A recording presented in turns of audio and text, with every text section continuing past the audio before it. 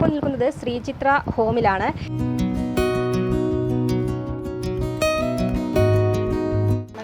കമ്മലൊക്കെ ഉണ്ടാക്കും, അങ്ങനെ മെഴുകുതിരിയൊക്കെ ഉണ്ടാക്കിയിട്ടുണ്ട്. ഞാനിപ്പോൾ നിൽക്കുന്നത് ശ്രീചിത്ര ഹോമിലാണ്. ഇവിടെ വളരുന്ന ഏതൊരു കുട്ടിയെയും എന്ത് കാര്യം ചെയ്യാനും സ്വയം പ്രാപ്തരാക്കിയാണ് ഇവർ പുറത്തേക്ക് വിടുന്നത്.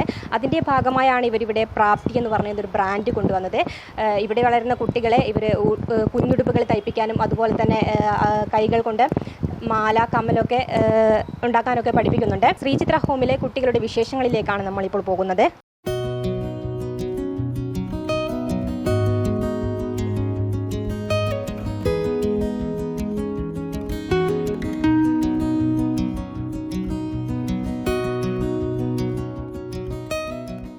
ഈ ഒരു പ്രാപ്തി എന്ന് പറയുന്ന ബ്രാൻഡിൻ്റെ ഭാഗമായി കുട്ടികൾ തന്നെ തയ്ച്ച കുഞ്ഞുടുപ്പുകളൊക്കെയാണിത്. കൂടാതെ അവരുണ്ടാക്കിയ എന്താ പറയുക ബ്രേസ്ലെറ്റ് കാര്യങ്ങളൊക്കെ ഉണ്ട്. അതുപോലെ തന്നെ കമ്മലുകളൊക്കെ ഇവിടെ കാണാൻ നമുക്ക് സാധിക്കും.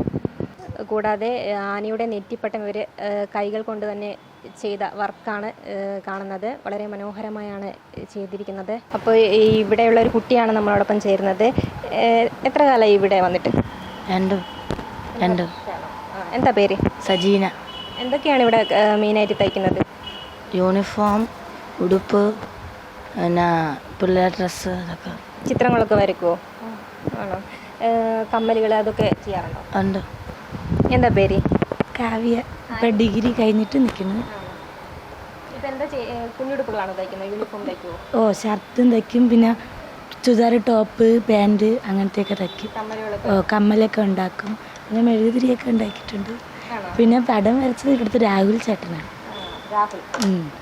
തീർച്ചയായും ശ്രീചിത്ര ഹോമിൽ നിന്നും പുറത്തേക്ക് ഇറങ്ങുന്ന കുട്ടികളൊക്കെ തന്നെ എല്ലാ കാര്യങ്ങൾ ചെയ്യാൻ വേണ്ടിയും സ്വയം പ്രാപ്തരായിരിക്കും. കാരണം അത്രയ്ക്കും നല്ല ഒരു പരിശീലനമാണ് ഈ ഒരു ശ്രീചിത്ര ഹോമിൽ നിന്നും കുട്ടികൾക്ക് ലഭിക്കുന്നത്.